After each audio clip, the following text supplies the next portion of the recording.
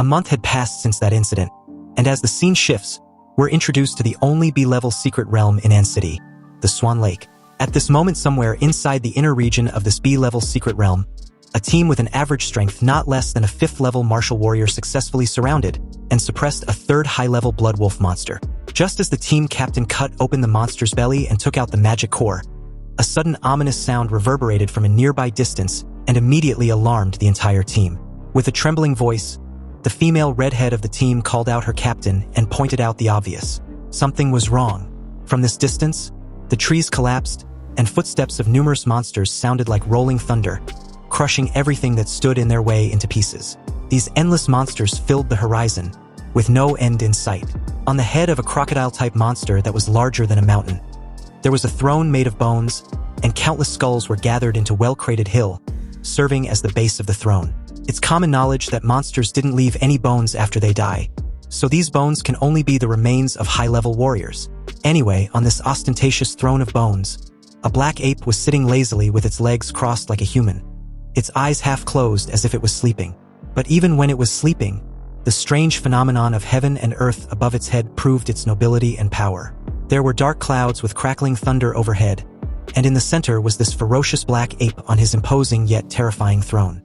This was a strange phenomenon between heaven and earth that only a dominant-level monster could impose. As the entire team bolted in the opposite direction in terror, the captain, not caring about the magic core he and his teammates had hunted so hard for, urgently stated about the need to notify the army.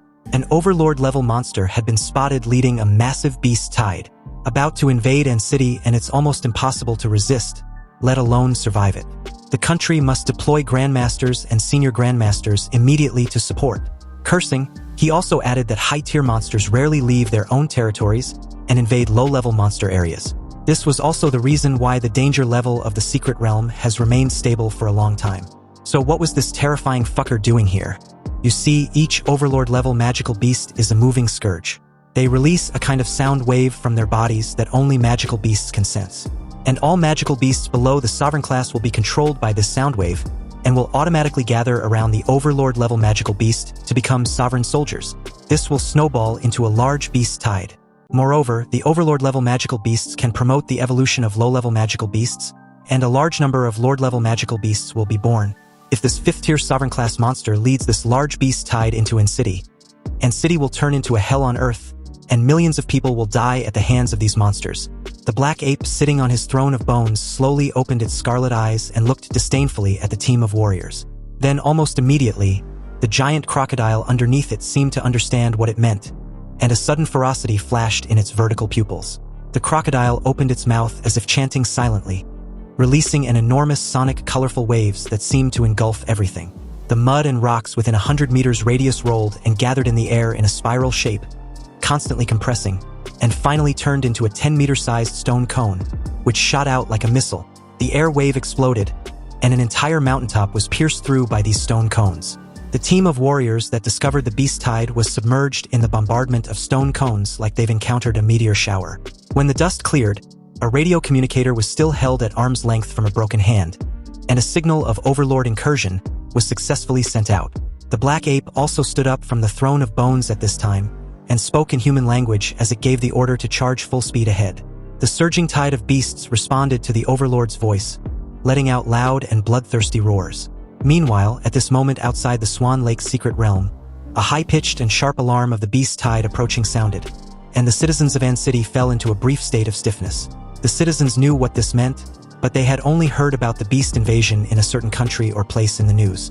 When the beast invasion came upon them, they all felt a sense of unreality and even wondered if they were dreaming. But soon, the mayor's voice was heard over the city's radio. A massive beast tide from the B-level secret realm of Swan Lake is about to invade An City. This incursion is expected to break through and reach the city in 20 minutes. Currently, the army has been transferred to the front line to resist the beast tide.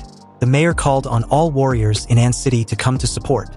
This broadcast completely awakened the citizens. Countless people wanted to drive, take high-speed trains or planes to escape from An City, throwing the entire city in chaos.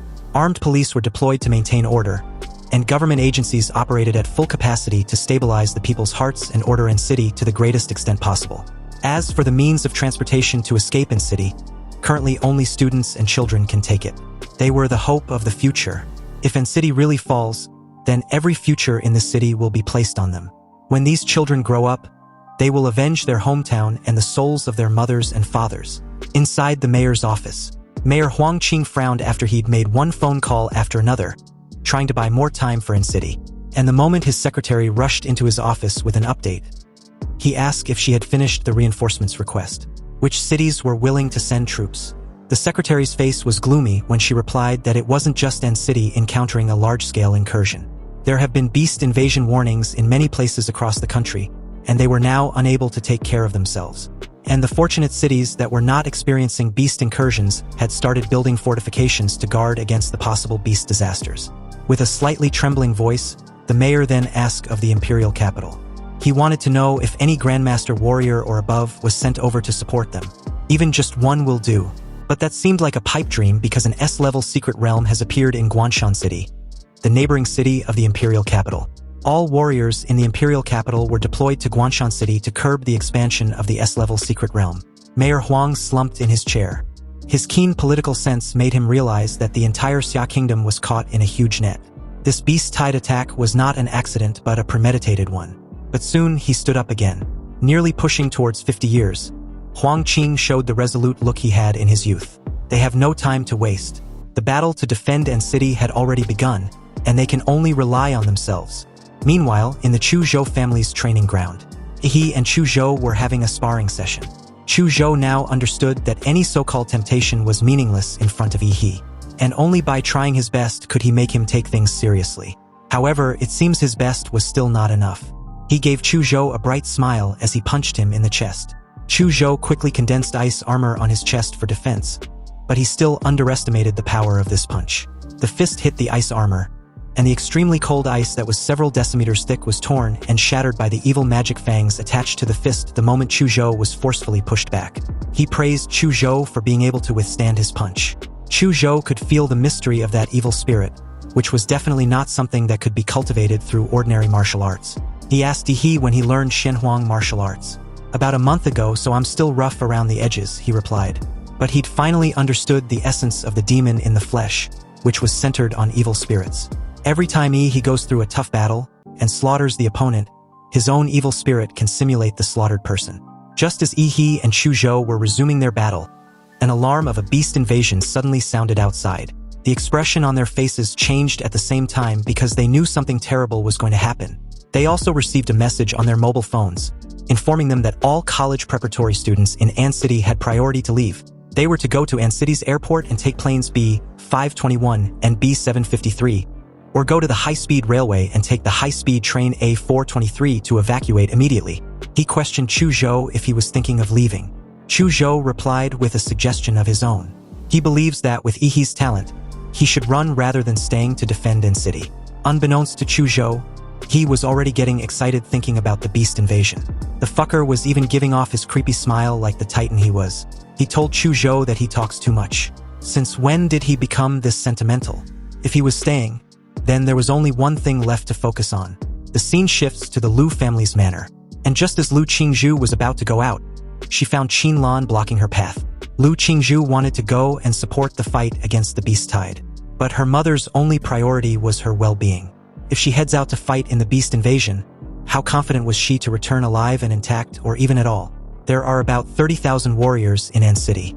Even if they include the old and weak retired warriors and the warriors who volunteered to join the war, there are less than 50,000 of them. This number of people was like a small sailboat in front of a large beast tide. Once it hits the beast tide, it will be buried in the sea. As for the overlord-level monsters, they were not monsters that An City could face at all. They were beings that only grandmasters can barely fight against. Her daughter's life was not only her own, but also the life of the entire family. Lu Qingzhu was silent for a moment, but her action of still moving forward showed her attitude. To her, a warrior family that cannot resist monsters probably has no value in existence. Qin Lan didn't answer and let Lu Qingzhu walk past her. The moment she shut the door behind her with a loud thud, Aunt Hong suddenly appeared from the shadows behind Qin Lan. Qin Lan gracefully lit a thin cigarette, half of her face hidden behind her long hair. She didn't need to give the order for Aunt Hong to know that Lu Qingzhu wasn't allowed to leave the manor. However, Aunt Hong was curious about the boy named Yi. Was he leaving An City with them? Qinlan replied that she should send he a message and let him make his own choice.